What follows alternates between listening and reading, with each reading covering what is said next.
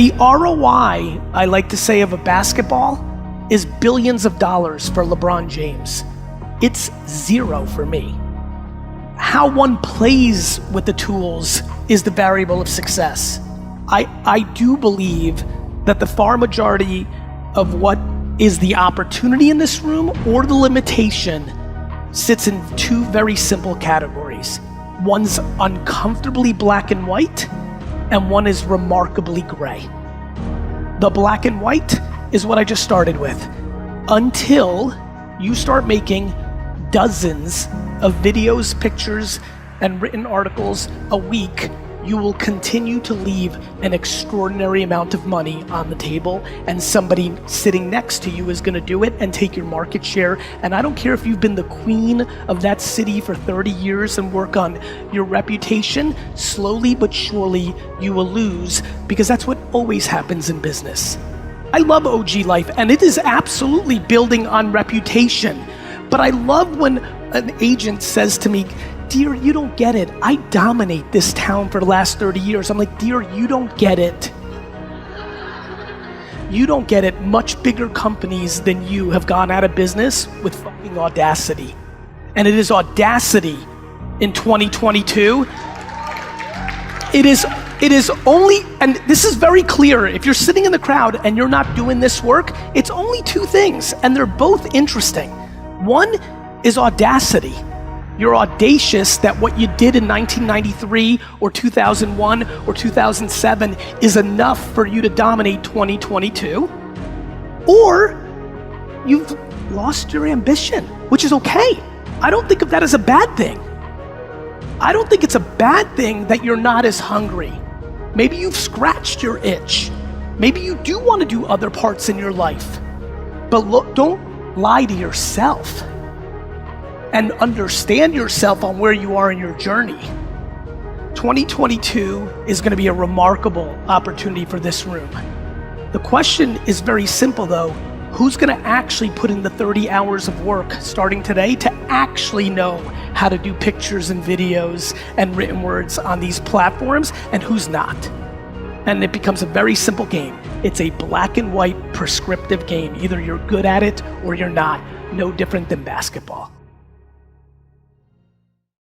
Because the average person who's listening, too many people, think that they can go into this very difficult zero-sum game of betting against the consensus and be right.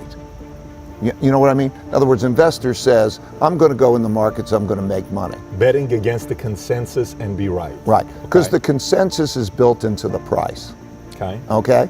That's what's the, so it's, think of it as like going to a horse race, and there's handicaps. Okay? You're not going to pick the best horse, and you're not going to pick the best company.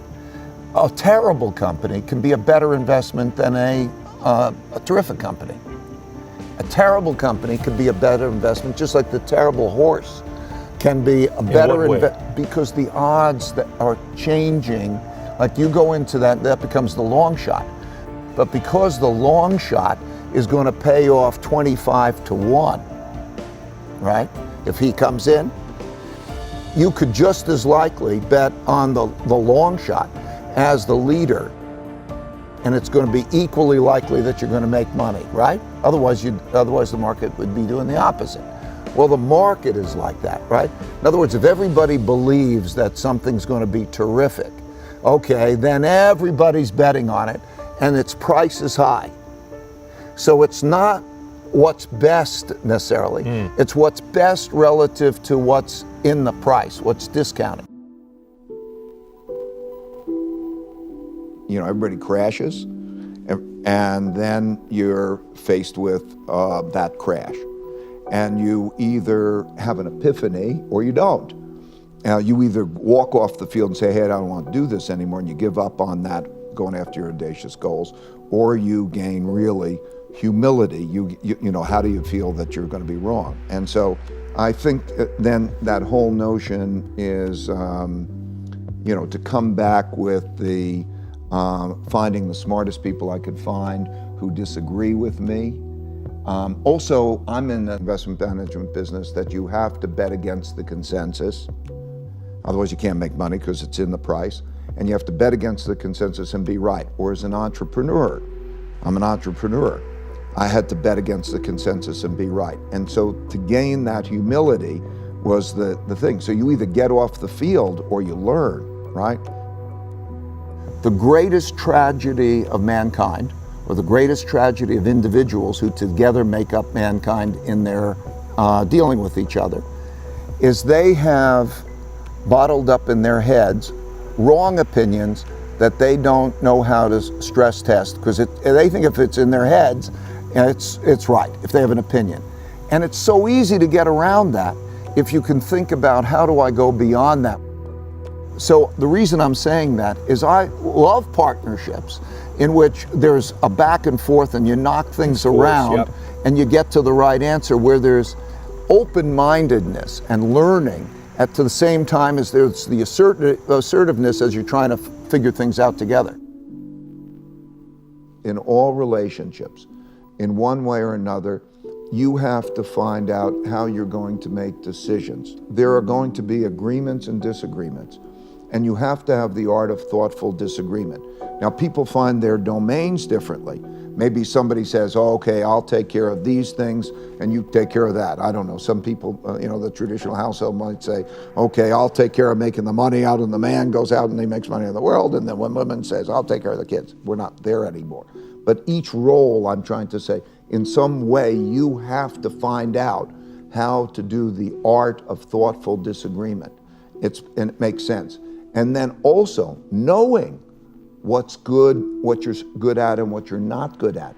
It's a good thing to know what you're good at and what you're not good at. Meditation is the biggest gift that I can give anyone. And I would say more than anything, it is whatever reason for success I've had. Because it allows one, back to the 2 U's, I'll clarify. What I mean is that in your mind, we think, what do you want? And the reality is, when you look at the neuroscience and psychology, that there are different parts of your brain that want different things. And so in the simplest sense, there is the logical part of your brain that you're conscious of, it's called the conscious, and you think you're being logical and you want to make those decisions. And then there's the subliminal, below the limbic system, part of the brain, which is the emotional, and it's not as conscious to you, but it has more of an influence on you than really the logical one. And so they're not aligned. And so when you're experiencing that pain, or let's say the ego, right, there were 2 main things. You got an ego barrier and a blind spot barrier. It's important that we don't absolve ourselves of a moral duty to act. Sheryl Sandberg talks about this in her book Option B, about this idea of post-traumatic growth and using something that's tough as a growth experience. And so I find this fascinating, because I think my own view is that we become conscious of our smallness and how irrelevant these petty concerns are day to day. Like you'll be annoyed about, I often get annoyed about something somebody said to me at the office, or some political thing that's going on, in my friend group, or some other issue. I'm stuck in traffic and I will forget, wait a minute, okay, at the end of the day, none of this matters at all. And most of the really successful entrepreneurs I know will tell me just how many people rejected them. For some reason, maybe it's because people assume that if you're doing good in the world that you are a little bit self-righteous and you're putting down others. There's a sort of a takedown desire people have. And I just feel like that's unfortunate. I think like there are so many examples of truly corrupt, solely profit-seeking entrepreneurs who've done far worse, I think, who are under far less scrutiny than relatively good social entrepreneurs who, are flawed humans like we all are. And I guess my takeaway from that is to try to be a little bit more balanced in our assessments and look at the bigger picture. At the end of the day, I come from stardust. I will return to being stardust. None of this matters at all. The only real thing that matters is love, loving people and being loved yourself. And I think everything else is kind of gravy. So what I often go back to when I'm really struggling or when I'm feeling depressed, I will literally go back and read. I have a file in my Gmail of inspirational stories from our workers. Stories that people will send me about their own transformation, or stories that managers of our centers will send me. And whenever I'm feeling depressed, I'll go back and read those just to ground me. I feel like when your core spiritual values or your morality are aligned with what you spend the majority of your time doing, it creates this unity in your soul. And I feel like having that has been such a cornerstone of my life. Best piece of advice I ever heard is from Ben Horowitz: don't punk out and quit. I have the tattoo, I have the Sama tattoo on my right hand, but I almost feel like that should be the other tattoo, because I think the most worthwhile, worthy things in life are just the result of a lot of, painful, enduring failure. And being able to pause and breathe before I make decisions has probably, saved me a lot of heartache. The only real power we have in the world is choosing our response. We can't choose what happens to us. We can get stuck into situations where we are abused, where we are not treated fairly, where any number of bad things can happen. And so the only choice we can make is how to respond. And I find that knowledge gives me so much freedom, because if something bad is happening to me that I can say is beyond my control, I can say, well, at least, I have the power in my response to show the world what kind of person I am. But the choice to take that painful experience and mold it into something positive for the world is, I think, the deepest kind of healing we can have as humans. And for me, I think part of what got me through those tough times, eventually as I matured, was the knowledge that I had transformed that into something good for the world. I have a passion for doing this kind of work. It's almost a selfish passion because it makes me feel really good. Maybe it's the feeling that other people get when they go to church or they do volunteer work. For me, this is like my soul food. So when people are living in a constant state of scarcity, they cannot possibly make, what we would think of as good decisions. They are locked into a state of suffering and not achieving their full human potential that is just tragic. And it's tragic not just at the individual level, it's tragic in the sense of this is the greatest natural resource we have in the world. More important than going to Mars, more important than finding the next oil reserve or the next diamond mine. I think when we say that and do that, it makes ordinary people feel like they could never enter this field, and that's part of the problem, is figuring out how we can mine the talent of the bottom billions of people who've been left to fester. And I think it's a tremendous loss to the world. And so for me, I think it's so exciting to be able to go to places and see people shine, see people who could easily be astrophysicists if they had only had the opportunity, and hopefully get them on the path where they can achieve more of their human potential. And it is the most personally satisfying job I could ever imagine having. And I think as a society, when we do this, we feel more satisfied collectively as well. I was working at a financial firm in New York City with a bunch of very smart people, and I had a brilliant boss I much admired. I went to my boss and told him I was going to start a company selling books on the internet. He took me on a long walk in Central Park, listened carefully to me, and finally said, "That sounds like a really good idea, but it would be an even better idea for someone who didn't already have a good job." You can have a job, or you can have a career, or you can have a calling. And if you can somehow figure out how to have a calling, you have hit the jackpot, because that's the big deal. I met Jeff Bezos 25 years ago, and he told me, "Dave, I want you to invest in my company." "What are you doing?" "I'm gonna start a bookstore in my garage." "Okay. And I'm gonna put it online. People buy online, and I'm gonna ship out of my garage. But if you invest in me, Dave, someday I'm gonna be the richest man in the world. I'll do over $100 billion. First of all, there is no such thing as $100 billion 25 years ago.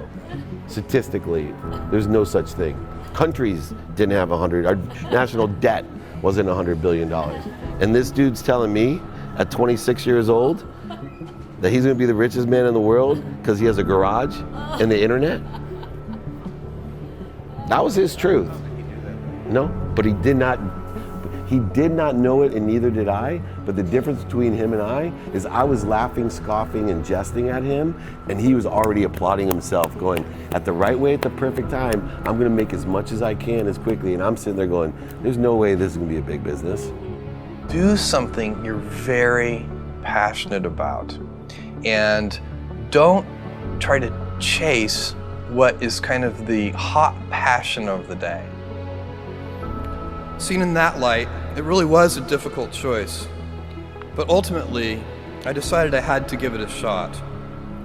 I didn't think I'd regret trying and failing, and I suspected I would always be haunted by a decision to not try at all. After much consideration, I took the less safe path to follow my passion, and I'm proud of that choice. As a young boy, I had been a garage inventor. I'd invented an automatic gate closer out of cement-filled tires, a solar cooker that didn't work very well out of an umbrella and aluminum foil, baking pan alarms to entrap my siblings. I'd always wanted to be an inventor, and she wanted me to follow my passion. There's a military phrase that I especially love, and it says, slow is smooth and smooth is fast. And I have seen that in every endeavor I've ever been in. That's the kind of thing that really allows you to make progress. You know, you get certain gifts in life and you want to take advantage of those, but I guess my advice on adversity and success would be to be proud not of your gifts, but of your hard work and your choices. So, you may be, the kinds of gifts you get in life, you might be really good at math. It might be really easy for you. That's a kind of gift. But practicing that math and taking it to the next step, that could be very challenging and hard and take a lot of sweat.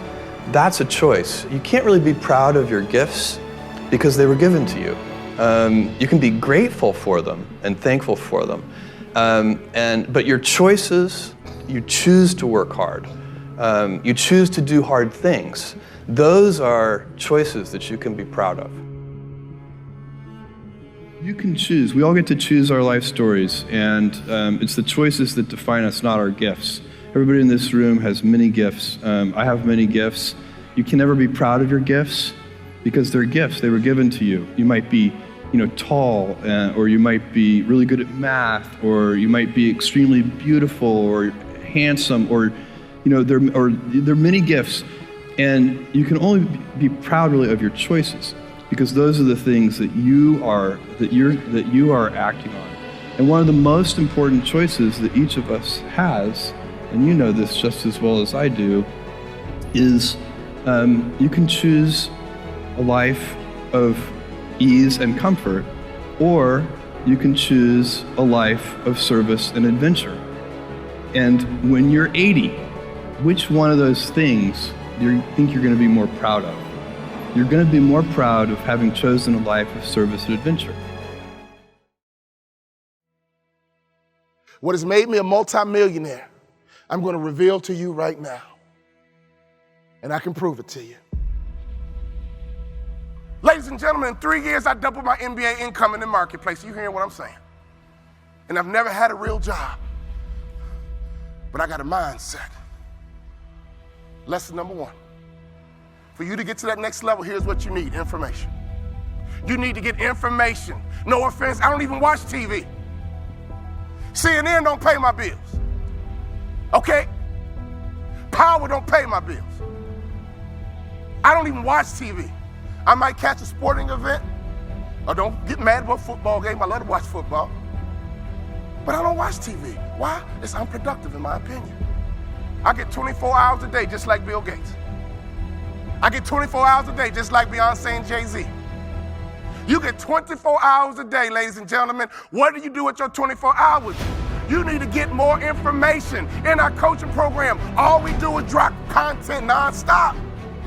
People are like, wow, I didn't know that. Wow, I didn't know that. See, you don't even know what you don't know. How did you let me come from behind and clip you? Do you guys know the studies show the better we look, the more money we make? Which means your website should pass the eyeball test. Your truck should pass the eyeball test. Your people should pass the eyeball test. You should pass the eyeball test. Everybody in this room has a promised land somewhere, but you can't be stuck on the city you like. You got to hear God and go to your promised land.